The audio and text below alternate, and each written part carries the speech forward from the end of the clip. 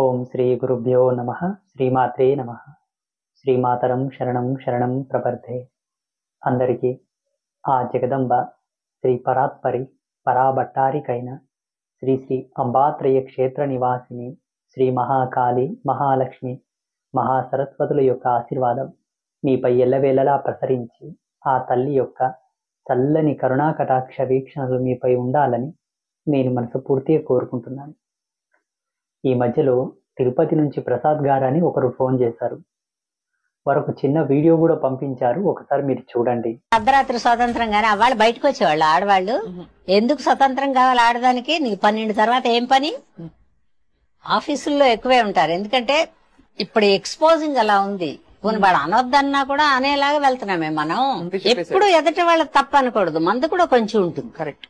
మన I've been a huge fan of her acting, so ఇటువంటి ideas opinions ఇస్తుంటే it makes me little heart broken. అయ్యో మనకి favourite అనుకుంటున్నటువంటి ఆర్టిస్ట్ ఇలా మాట్లాడుతుంటే when they have problematic ideas that dichotomy as to what do we do. So based on her rules medical emergencies కనుక ఏదన్నా accidents కానీ trauma cases కానీ జరిగితే so sunrise to sunset మాత్రమే జరగాలి. నర్సెస్ ఉండకూడదు, లేడీ డాక్టర్స్ ఉండకూడదు.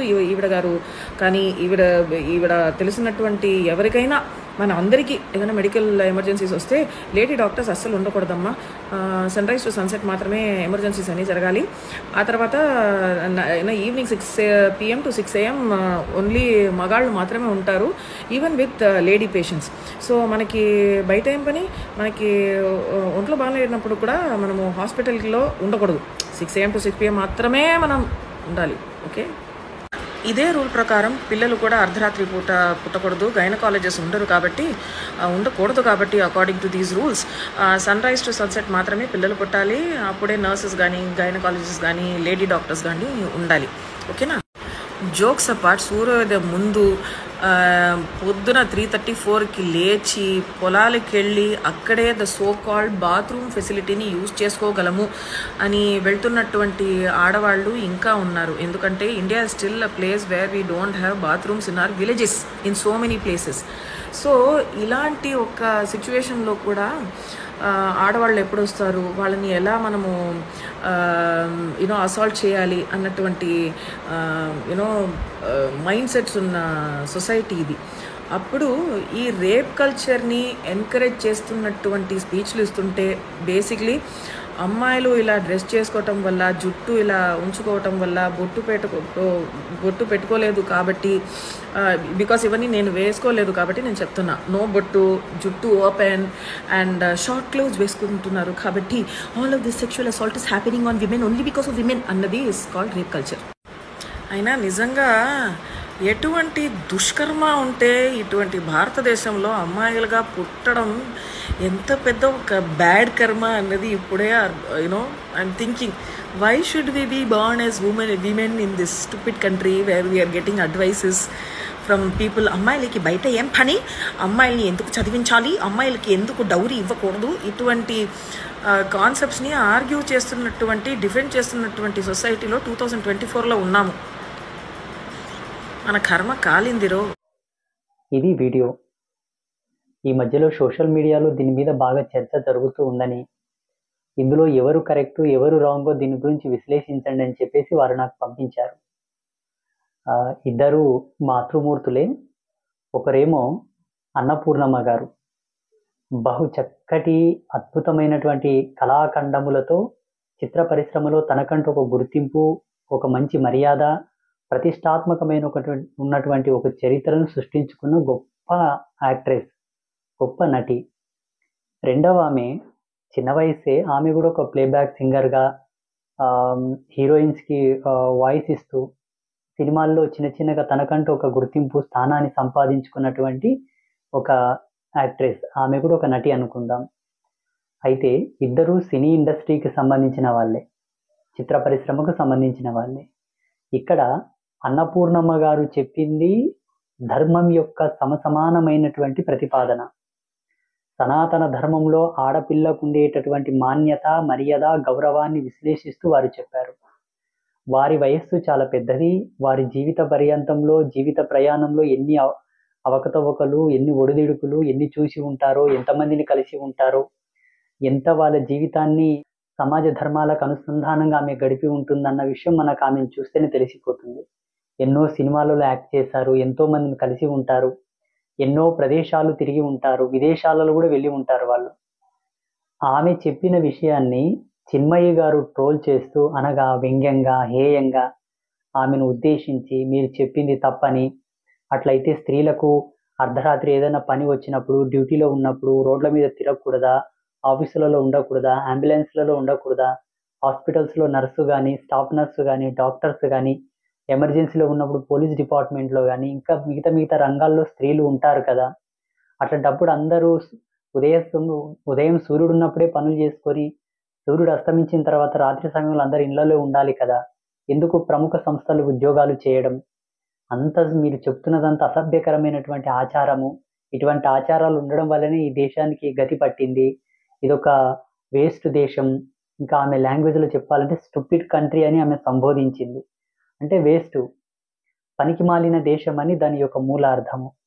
ఈ దేశాన్ని పనికి మాలిన దేశంగా ఆమె పోల్చుతూ, అన్నపూర్ణమ్మ గారు చెప్పిన విషయాలను తప్పుపడుతూ, ఈ దేశాన్ని దేనికి పనికిరాని పదజాలంతో సంబోధించడం అనేది తప్పు. ఆమె యొక్క వ్యక్తిత్వ వికాసానికి, ఆమెలో ఉన్నటువంటి గొప్పతనానికి, ఆ కాస్తో కొరతో ఆమెలో ఉన్న టాలెంట్కి ఇది ఎంత మాత్రం సబబు కాదు. అన్నపూర్ణమ్మ గారు చెప్పిన విషయం 100% సత్యము.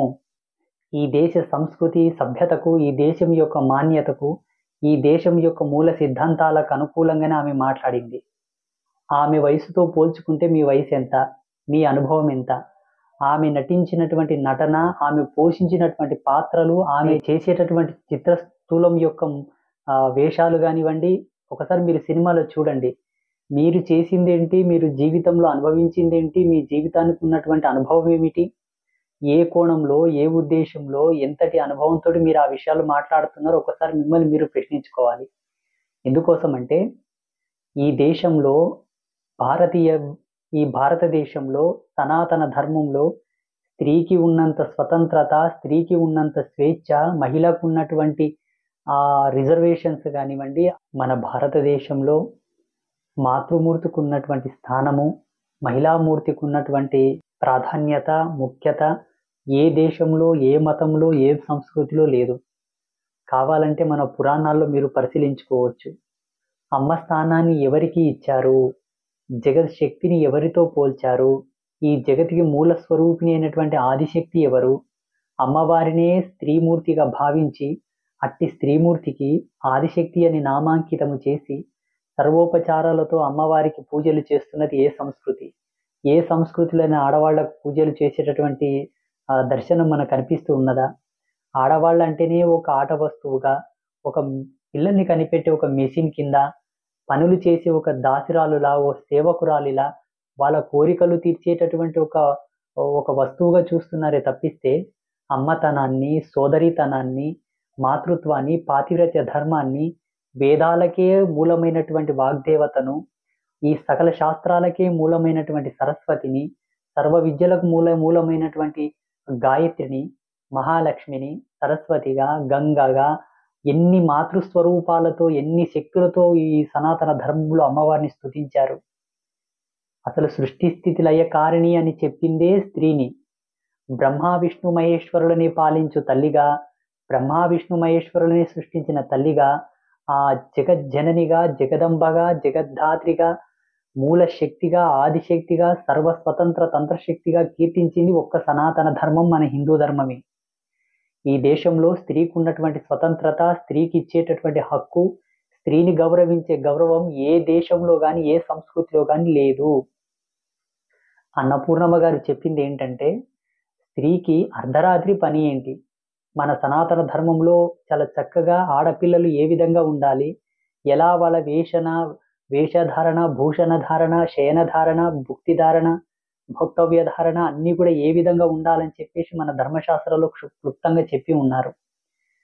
స్త్రీ అంటే ఒక అద్భుతమైనటువంటి గౌరవానికి, సమాజ ప్రతిష్టకు, సభ్య సమాజం యొక్క విలువకు నాందిగా స్త్రీని పోల్చడం జరిగింది మన సనాతన ధర్మంలో.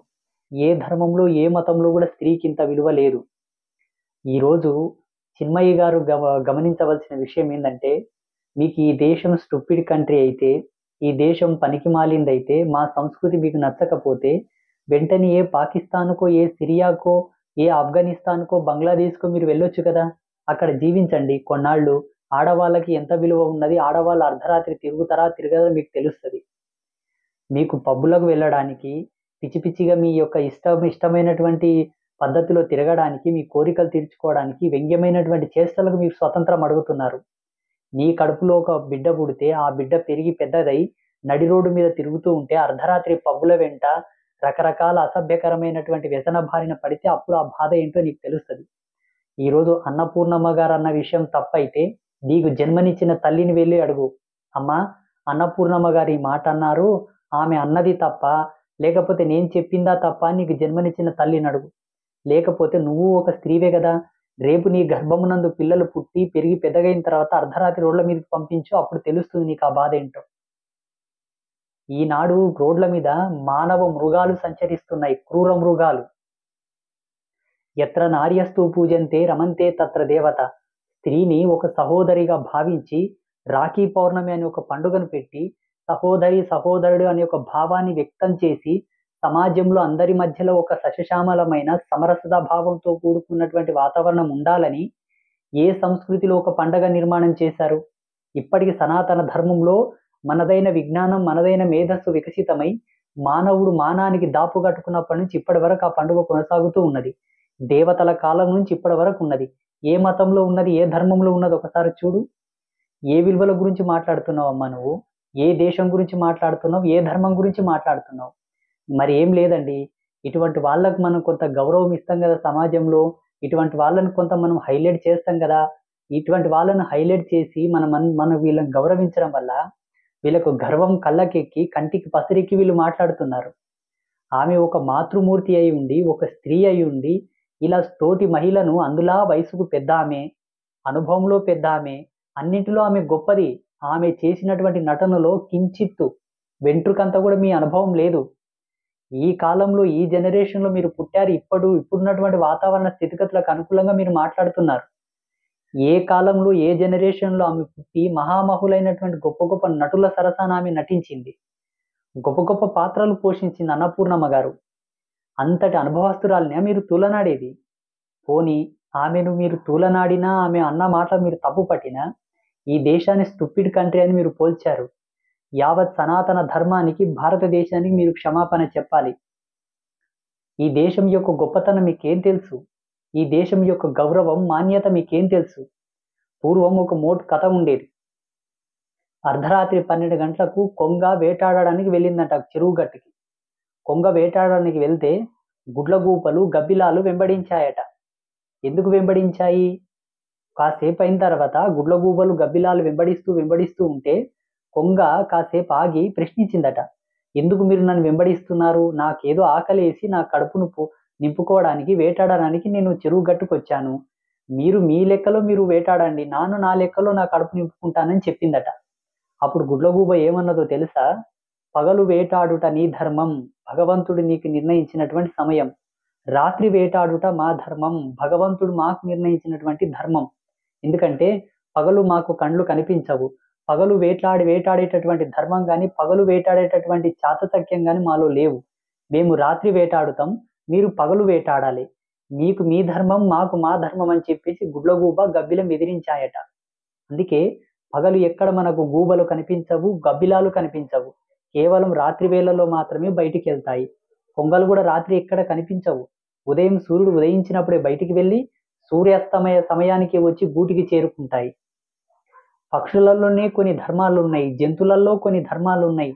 అన్ని ధర్మాలు తెలిసి సర్వజ్ఞానాలకే పట్టాభిషిక్తులమైనటువంటి మన మానవులమే, మనమే విచక్షణరహితంగా జ్ఞానం ఉండి కూడా అజ్ఞాన ధోరణి లోపల జీవించడం మొదలుపెట్టాము. కాబట్టే భయంకరమైన రోగాలు వచ్చి మన పడక గదిలో కాపురాలు చేస్తున్నాయి. మన పక్కల భయంకరమైన రోగాలు, డాక్టర్లు కూడా గ్యారంటీ ఇవ్వలేనటువంటి భయంకరమైన రోగాలు వచ్చి మన పక్కల, మన ఇంట్లో, మన బెడ్ మీద, మన కిచెన్లో, మన హాల్లో, మన పిల్లలకు, మన సంసార సారథ్యంలోనే మన పక్కనే ఉండి కాపురాలు చేస్తున్నాయి రోగాలన్నీ. ఎట్లకెళ్ళి వచ్చినవి రోగాలని? సంభోగ ధర్మం గురించి విలువలు తెలియవు, భార్యాభర్తలు అనే పదానికి అర్థం తెలియదు, దాంపత్యమును జీవితానికే విలువ లేనటువంటి పాశ్చాత్య సంస్కృతి నువ్వు మాట్లాడేది. అక్కకు చెల్లెలికి తేడా ఉన్నటువంటి జాతులవి. స్త్రీని కనీసమైనటువంటి విలువలతో కూడా చూడనటువంటి కల్చర్ నీ మైండ్లోకి జొర్రి, మీకేదో ఆ కల్చర్ ఇష్టం ఉంటే ఆ దేశంలో వెళ్ళి బ్రతకండి. ఆ దేశంలో కూడా మీరు అర్ధరాత్రి తిరిగి చూడండి, ఆ రుచి అంటూ మీకు తెలుస్తుంది.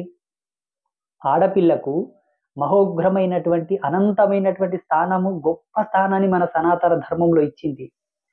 వజ్రాన్ని భద్రంగా ఉంచుకోవడం వల్ల దాని విలువ ఉంటుంది తప్పిస్తే, తీసి బాజార్లో పడేస్తే దాని విలువ ఉండదు. కేవలం వజ్రాన్ని.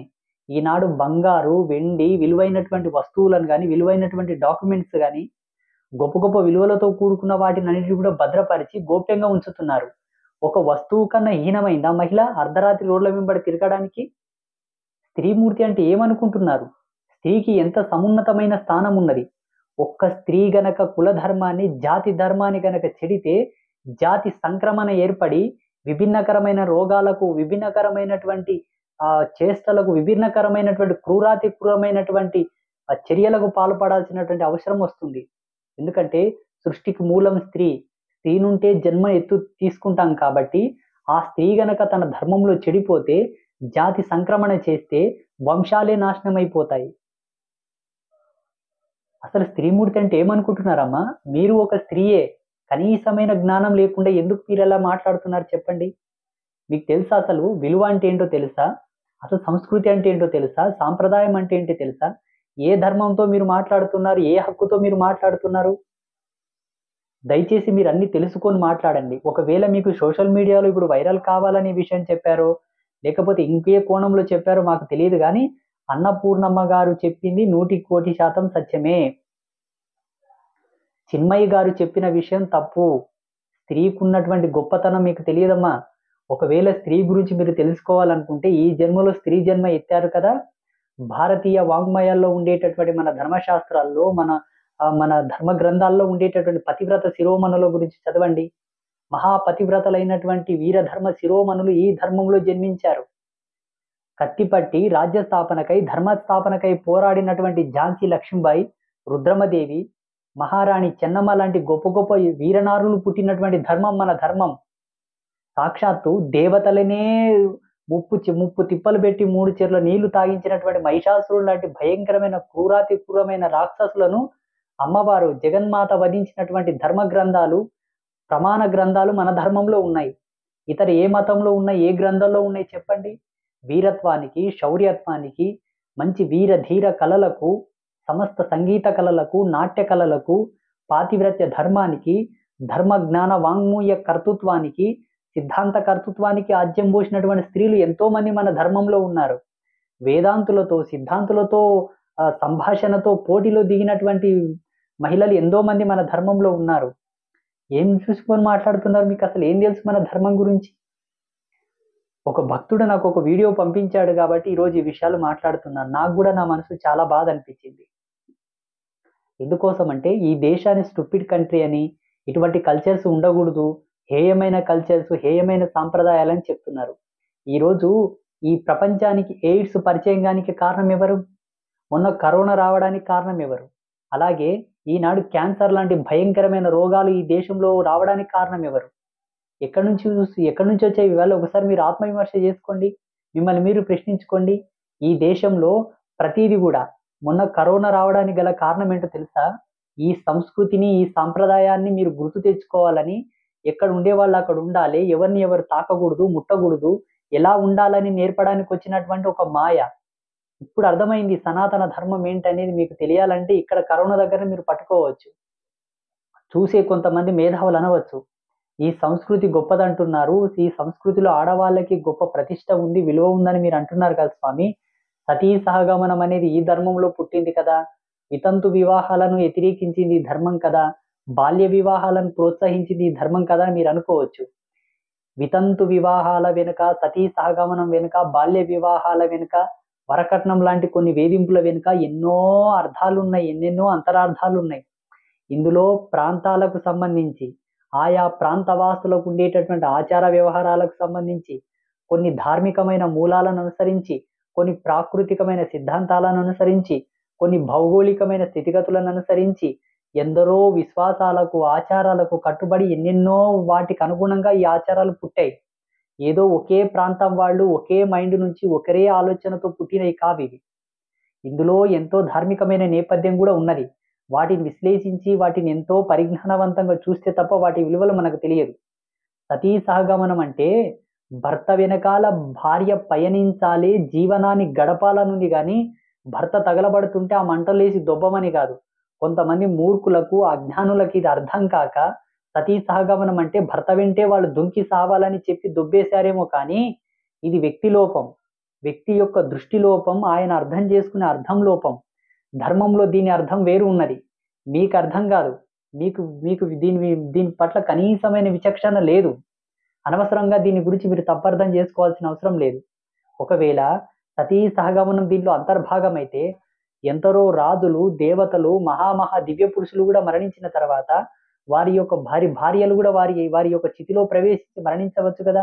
మరణించలేదు. వారి ఇష్టం కొలది వాళ్ళ ఇచ్ఛాపూర్తిగా వెళ్ళవలిస్తే వెళ్ళమని చెప్పారు తప్పిస్తే ఎవరిని కూడా బలవంతంగా దుబ్బిన దాగలా లేవు. ఈ మధ్య కాలంలో పాషాండులు, క్రూరులు, మోసపూరితమైనటువంటి గుంతనక్కలు ఈ దేశం మీదకి ప్రవేశించి ఈ దేశం మీద దండయాత్రలు చేసి మన ఆచారాలను, కట్టుబాట్లను, మన సంస్కృతిని అందరూ హేయమని, నీచమని, అసహించుకోవాలి, మన ధర్మం నుంచి బయటికి రావాలని చెప్పేసి కొన్నింటిని కల్పితం చేశారు. లేని దానినంత కల్పింపజేసి జనాలను మబ్బులో పెట్టి మాయ కల్పించి మన ధర్మం అంటేనే హేయంగా, నీచంగా, విసుగునేటట్టుగా చేసినటువంటి ఆకృత్యాలే తప్పిస్తే ధర్మం ఎప్పుడు అటువంటి పాతుకాన్ని ఒడిగట్టలేదు. ఇక బాల్య వివాహాలు అంటారా, అందులో ఎంతో అంతరార్థం ఉన్నది. ఆనాడు బాల్య వివాహాలు చేయడం వల్ల సమాజంలో కొన్ని ప్రతిష్టాత్మకమైన విలువలు నిలబడ్డాయేమో. ఈనాడు చేయట్లేదు కాబట్టి వయసు పైబడిన తర్వాత పెళ్లిళ్ళు చేసుకుంటున్నారు, కొందరు పిల్లలు పుట్టట్లేదు, ఇంకొంతకాలం వేరే వాళ్ళతో డేట్ చేసి సహజీవనం గడిపి తర్వాత కన్ని రుచులు అయిపోయిన తర్వాత పెళ్లి చేసుకోవడం. భర్త అంటే విలువ లేదు, భార్య అంటే విలువ లేదు, సంసారం పట్ల అనురక్తి లేదు, అత్తమామల పట్ల గౌరవం లేదు, పిల్లల పట్ల ప్రేమ లేదు, లాలిత్యం లేదు, బావల యందు, మరుదుల యందు, ఆడపడుచుల యందు. కుటుంబం ఎక్కడ పోతుంది, విలువలు ఎక్కడ పోతున్నాయి? అంత విదేశీ కల్చర్ అలవాటు పడి, పాశ్చాత్య సంస్కృతికి అలవాటు పడి ఈ దేశంలో మూల ప్రతిపాదనమైనటువంటి కట్టుబాట్లని తిరస్కరిస్తూ, హేళన చేస్తూ ఈ ధర్మం మీద బురద చల్లడానికే మీరు ఇవల్ల చేస్తున్నది. చూడండి, సనాతన ధర్మం ఉన్నంత వరకే ఈ దేశంలో స్త్రీలకు స్వేచ్ఛ ఉన్నది. సనాతన ధర్మం ఉన్నంత వరకే ఈ దేశంలో మహిళకు ఒక అద్భుతమైన గౌరవము, ఒక ప్రతిష్టాత్మకమైనటువంటి విలువ ఉన్నది. ఈ సంస్కృతిలో స్త్రీకి ఇచ్చినటువంటి గౌరవము, ఆ హక్కు ఏ సంస్కృతిలో, ఏ ధర్మంలో లేదు. కావాలంటే మీరు ప్రతి శాస్త్రాన్ని అధ్యయనం చేయండి, చారిత్రక విశ్లేషణ కూడా చేయండి. ఎక్కడ కూడా స్త్రీకి ఇంత గొప్ప స్వేచ్ఛ లేదు. ప్రమాణపూర్వకంగా ఎక్కడ మాట్లాడాలన్నా నేను సిద్ధమే. ఈ సంస్కృతిలో, మన సనాతన ధర్మంలో స్త్రీకి ఇచ్చినటువంటి గౌరవము, మర్యాద ఏ ధర్మంలో, ఏ సంస్కృతిలో ఇవ్వలేదు. కావాలంటే మీకు తెలుసుకోవాలనుకుంటే ఆ సంస్కృతిలో కొన్నాళ్ళు జీవించి చూడండి. త్రిపుల్ తలాక్ ఎక్కడి నుంచి వచ్చింది? ఇష్టం వచ్చినట్ల ఒక 5 మందిని 10 మందిని పెళ్లి చేసుకొని పిల్లలు కానీ సంస్కృతి ఎక్కడున్నది? స్త్రీని ప్రార్థనల పేరిట, పూజల పేరిట, ఆరాధనల పేరిట పిలిపించి వాళ్ళ మీద లైంగిక దాడికి పాల్పడిన వాళ్ళు ఎవరు? ఈనాడు భ్రూణ హత్యలు ఎక్కడ జరుగుతున్నాయి? ఈనాడు ఒకరితో డేట్ చేసి ఇంకొకరితో సహజీవనం గడిపి మూడో వాళ్ళతో పెళ్లి చేసుకునే సంస్కృతి ఎక్కడున్నది? ఎవరి గురించి మాట్లాడుతున్నారు మీరు? అర్ధరాత్రి స్త్రీలు నడి రోడ్డు మీద తిరిగితే మాతృమూర్తి స్త్రీ అని అనరు, ఇంకేదో పేరుతో పిలవచ్చు. ఏం పని అర్ధరాత్రి స్త్రీలు రోడ్ల మీద తిరగడం? ఒకవేళ మీ కల్చర్, మీ యొక్క మైండ్ సెట్ మీరు జీవించాలంటే మీరు జీవించండి. ఒక స్త్రీకి గౌరవం ఉండాలి, ప్రతిష్ట ఉండాలి, మర్యాద ఉండాలి, మాన్యత ఉండాలంటే తప్పకుండా తిప్పకూడదు. చూడండి, అర్ధరాత్రి స్త్రీ రోడ్డు మీద తిరిగినప్పుడే భారతదేశానికి స్వతంత్రం వచ్చినట్టు అన్నమాట గొప్పమే. ఎప్పుడొస్తుంది? కామాంధులై, క్రూరులై, క్రూర జంతువుల కన్నా భయంకరంగా రోడ్ల మీద తిరిగేటప్పుడు ఎలా తిరుగుతుంది స్త్రీ? అటువంటి వాళ్ళని ఏరిపారేసి, అటువంటి వాళ్ళని దేశంలో ఉండనీయకుండా చేస్తే, ఎవరైతే స్త్రీ యొక్క ముఖము కాదు పాదాలు చూస్తూ నడిచిన పురుషుడు ఉన్నంత వరకు స్త్రీ అర్ధరాత్రి రోడ్ల మీద తిరగగలదు. అటువంటి వాళ్ళు ఉన్నారా? అవతలోడు నీచుడై, దుర్మార్గుడై, కామాంధుడై, దుర్మార్గుడై ఉన్నప్పుడు ఎలా స్త్రీలను రోడ్ల మీద తిరగనిస్తాం? మొన్న ప్రియాంక రెడ్డి యొక్క హత్య జరిగింది. ఎందుకు జరిగింది? ఎటువంటి వాళ్ళు ఉండడం జరిగింది? అటువంటి క్రూరులు, అటువంటి దుర్మార్గులు ఉన్నప్పుడు ఎలా రోడ్ల మీదకి ఆడవాళ్ళని పంపిస్తాం? ఎలా పంపిస్తాం? ఒకవేళ ఈమె అన్నట్టు రోడ్ల మీద ఆడవాళ్ళని విచ్చలవిడిగా వదిలేస్తే వాళ్ళ కాపురాలు ఏం కావాలి? వాళ్ళని కడుపారా కనిపించిన తండ్రుల పరిస్థితి ఏంటి? అన్నదమ్ముల పరిస్థితి ఏంటి? రేపు ఆ అమ్మాయిని చేసుకోబోయాడు ఆమె క్యారెక్టర్ ఏమని చూసి చేసుకోవాలి? ఒకవేళ చేసుకున్న తర్వాత ఆమె కడుపులో పిల్లలు పుట్టిన తర్వాత ఎక్కడో సిసి కెమెరాల్లోనో, ఫోన్లలో, పబ్బులలో రికార్డ్ అయిన వీడియోలు పిల్లలు చూసిన తర్వాత మా అమ్మ చిన్నగా ఉన్నప్పుడు ఇట్లా పబ్బుల వెంబడి తిరిగిందా? రోడ్ల వెంబడి తిరిగిందా? ఫ్రెండ్స్‌తో పాటు తాగడము, తిరగడం లాంటి విహారాలు కూడా చేసిందా అని చెప్పి ఎలా ఊహించుకోవాలి పిల్లలు? ఇటువంటి వాళ్ళ మాటలు నమ్మకండి దయచేసి. ఇటువంటి వాళ్ళని ఎంకరేజ్ కూడా చేయకూడదు. ఈ దేశాన్ని అవమానపరుస్తూ, మన సంస్కృతిని అవమానపరుస్తున్న వాళ్ళని ఈ దేశం ఉండడానికి ఛాన్స్ ఇవ్వకూడదు అంతే. ఇక్కడ గాలి పీలుస్తూ, ఇక్కడ ఈ మట్టి మీద బ్రతుకుతూ, ఇక్కడ సహజ వనరులైనటువంటి ప్రకృతిని ఆస్వాదిస్తూ, ఈ దేశం యొక్క ప్రతిష్టాత్మకమైనటువంటి విలువలను కలిగి బతుకుతూ ఎవరిని నిందించి మాట్లాడుతున్నారు మీరు? తక్షణమే అన్నపూర్ణమ్మ గారికి చిన్మయి గారు క్షమాపణ చెప్పాలి.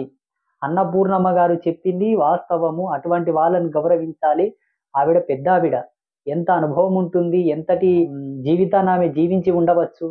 ఈమె ఏం అనుభవం ఉందని, ఏం గొప్ప ఈమెకుండే అనుభవం ఏంటి? ఈమె చేసినటువంటి ప్రతిష్టాత్మకమైన కార్యకలాపాలేంటి? ఏం చేసిందని ఈమె ఇంతగా మాట్లాడుతుంది? సమాజంలో సంఘ సంస్కర్తలు లేరా? ఈమె కన్నా గొప్ప గొప్ప నటులున్నారు, విశ్లేషణ కలిగిన వాళ్ళు ఉన్నారు, దర్శకులు ఉన్నారు, చాలా మంది సంఘ సంస్కర్తలు ఉన్నారు, సామాజిక కార్యక్రమాలు చేసేవాళ్ళు చాలా మంది ఉన్నారు. ఈమె ఏ సామాజిక కార్యక్రమాలు చేసింది? ఎంతమందిని ఆదుకున్నది? ఎంతమందిని ఉద్ధరించింది? ఎంతమందికి అన్నం పెట్టింది? ఎంతమందికి ఈమె తోడు నీడయి ఉన్నది? ఏ అధికారంతో ఈమె ఈ దేశం గురించి మాట్లాడుతున్నది? చూడండి, ఇటువంటి వాళ్ళు మాట్లాడడానికి కారణం ఒకటే. స్వేచ్ఛా విహారిణులై స్వేచ్ఛగా జీవించాలి, ఏ అడ్డు ఏ ఆర్పు లేకుండా, భర్త, తండ్రి, అన్న, తమ్ముడు అనే లెక్కలు లేకుండా, విలువలు లేకుండా పశువుల వలె జీవించాలనే అలవాటుకు రుచిపడిగిన వాళ్ళు, అటువంటి రుచులతో జీవించాలనుకునే వాళ్ళే ఈ సంస్కృతిని వ్యతిరేకిస్తారు. ఎందుకోసం అంటే మన సంస్కృతి అన్న, తమ్ముడు, చిన్న అన్న, పెదనాన్న, బావ, మరిది అనే వావి వరుసలతో జీవించే సంస్కృతి కదా. ఏ వరుసలు లేవు, అడ్డమొచ్చినులతో కులుగుతూ అడ్డమొచ్చినులతో మనం జీవించాలి, సహజీవనం చేయాలని అనుకునేటటువంటి ఆలోచన కలిగిన వాళ్ళు విచ్చలవిడిగా స్త్రీతత్వాన్ని, మాతృతత్వాన్ని, స్త్రీ యొక్క ధర్మాన్ని ఒక ఆటవికమైనటువంటి వస్తువుగా, ఆటవికమైన జీవన విధానంగా గడపాలనుకునే వాళ్ళు, వాళ్ళ కోరిక కొరకు, వాళ్ళ ఇష్టం కొరకు బ్రతకాలనుకునే వాళ్ళే మన సంస్కృతిని ఎదిరిస్తారు. తనకంటూ ఒక గౌరవం ఉండాలి, తనకంటూ ఒక బాధ్యతాయుతమైనటువంటి ధర్మం ఉండాలని తలంచిన ఏ మాతృమూర్తి అయినా సరే అన్నపూర్ణమ్మ గారిని సమర్థిస్తుంది. చిన్మయి గారు చెప్పింది తప్పు, తక్షణం వారు క్షమాపణ చెప్పాలని నేను కోరుకుంటున్నాను. భారతదేశం సదా వందనీయమైనటువంటి దేశం. ఆ భారతదేశంలో పుట్టినందుకు గర్వపడాలి. ఈ దేశంలో పుట్టినందుకు సదా మనం గర్వపడాలి. ఎన్ని జన్మలున్నా ఈ దేశంలో పుట్టాలని కోరాలి. ఇంకొకటి, సనాతన ధర్మంలో పుట్టినందుకు, హిందువులుగా జన్మనెత్తినందుకు గర్వపడండి. ఒక దేవుడికి తపస్సు చేసి ప్రత్యక్షంగా భగవంతుణ్ణి లైవ్లో చూస్తే ఎంత ఆనందమో ఈ దేశాన్ని చూస్తే అంత ఆనందపడాలి. ఎందుకోసం అంటే ఈ దేశం మహోన్నతమైనటువంటి దైవీ సంపత్తికి, జ్ఞాన సంపత్తికి, అన్నింటికి మూలమైనటువంటి మహా సంపన్నమైనటువంటి దేశం. అందుకే ఈ దేశాన్ని భారతితో పోల్చారు. ఈ దేశాన్ని భారతి అంటే సకల శాస్త్రాలకు, సర్వ వేదములకు, సర్వమంత్ర తంత్రములకు, సమస్తమునకు మూలమైనటువంటి ఆ కలామ తల్లి అయినటువంటి భారతితో ఈ దేశాన్ని పోల్చారు. భారతి దేశం కాబట్టి ఈ దేశాన్ని భారతదేశం అని నామాంకితం చేశారు. ఇంత గొప్ప కళా పోషణకు సంయుక్తమైనటువంటి దేశాన్ని స్టూపిడ్ దేశం అంటావా? ఏ దేశంలో ఉండి ఈ దేశాన్ని తిరస్కరిస్తున్నావు? నువ్వు ఈ దేశం ఉండాలనుకుంటే ఈ దేశానికి క్షమాపణ చెప్పు. యావత్ ప్రజాలోకానికి, భారతదేశానికి, సనాతన ధర్మాన్ని కూడా మీరు క్షమాపణ చెప్పాలి. బొట్టు పెట్టకుండా, నస్తన బొట్టు లేకుండా, ఒక వైదవ్య స్త్రీకి నీకు తేడా లేకుండా ఈ దేశం గురించి మాట్లాడుతున్నావా? మహాలక్ష్మిలాగా కలకలలాడుతూ ఎంత అందంగా ఆ తల్లి అన్నపూర్ణమ్మ స్టూడియోలో ఉండి మన విలువల గురించి మాట్లాడుతూ ఉన్నది. అట్టి మహాతల్లి కోసమా నువ్వు మాట్లాడుతున్నది? నీ అర్హత ఏమిటి? ఆమెకు నీకు పోలిక? ఆమె జ్ఞానానికి నీకు సామ్యమా? ఆమె ఎలా ఉన్నది, నువ్వెలా ఉన్నావు? భర్త ఉన్నాడా లేదనే దృక్పథం కూడా కనబడకుండా ఉంటున్నది నీ ముఖం. నీ నష్టం ఒక బొట్టున్నదా? నీ వేషం ఎలా ఉన్నది, నీ వాలకం ఎలా ఉన్నది, ఏం చూసుకొని తల్లి నీకు ఇంతటి గర్వము? ఈ దేశం స్టూపిడ్ దేశం అయితే తక్షణమే నీకేమన్నా రోసము, పౌరుషము, నీకేదన్నా మాన్యత, నిజంగా నీకు ఆత్మగౌరవం ఉంటే ఈ దేశాన్ని విడిచిపెట్టి వెళ్ళి పాకిస్తాన్లో బ్రతుకు. తెలుస్తుంది ఆడవాళ్ళకి ఎంత గౌరవం ఉన్నదో. అర్థమవుతుందా? దయచేసి ఇటువంటి వాళ్ళని గౌరవించి ఇటువంటి వాళ్ళని గొప్ప చేసిన మనం మూర్ఖులము. అందరూ కూడా చిన్మయి గారు తక్షణమే అన్నపూర్ణము క్షమాపణ చెప్పాలని చెప్పి కామెంట్ పెట్టండి. ఈ వీడియోని ఎంతమందికి ఉంటే అంతమందికి షేర్ చేయండి. ఇంకొకటి, వీలైతే ఎవరైతే మన సంస్కృతి గురించి అసభ్యకరంగా మాట్లాడతారో, ఎవరన్నా మన ధర్మం గురించి హేళన చేసి మాట్లాడతారో వాళ్ళ గురించి మన సమీపంలో పోలీస్ స్టేషన్లో కంప్లైంట్ చేయండి. అప్పుడు కానీ వీళ్ళకి తిక్క కుదరదు. అందరూ ఈ దేశంలో పుట్టినందుకు గర్వపడండి. ఈ దేశంలో మాతృమూర్తికి ఇచ్చినటువంటి స్థానము, మాతృమూర్తికి ఇచ్చినటువంటి విలువ ఏ దేశంలో లేదు. ఎందుకంటే నేను కొలుస్తున్నది కూడా ఒక అమ్మనే కాబట్టి. అమ్మ తనానికి, మాతృతత్వానికి ఎంత గొప్ప విలువ ఉన్నదో మన సనాతన ధర్మంలో మీకు తెలియదు. వేదాలు అపౌరుషేయాలని ఎవరు చెప్పారు? ఈ సంస్కృతి చెప్పింది. ఏ సంస్కృతిలో ఒక ఆడదేవతకు పూజలు ఉన్నాయి చెప్పండి? ఏ సంస్కృతిలో లేవు, ఒక్క మన సనాతన ధర్మంలో తప్పిస్తే. అరుంధతి నక్షత్రం ఎవరిది? ఎవరిని మనం పెళ్లిలో చూయిస్తాము? గౌరీమాత ఎవరు? గంగామాత ఎవరు?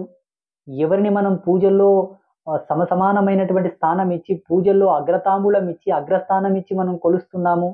శ్రీ సూక్తం ఎవరి కోసం రచించారు? సమస్త వేదాలు, సర్వ మంత్రాలు, సర్వ బీజ మంత్రాల యొక్క మూల సంయుక్తం ఎవరిది? స్త్రీమూర్తిదే.